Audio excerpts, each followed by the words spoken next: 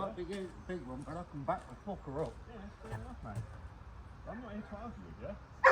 Well, Again, you're entitled to your opinion.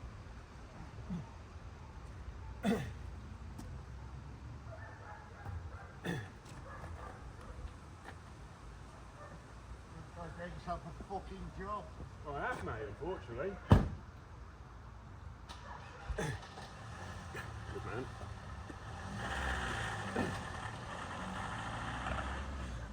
Got all of it, mate. Yeah, I thought you might. That's why I carried on.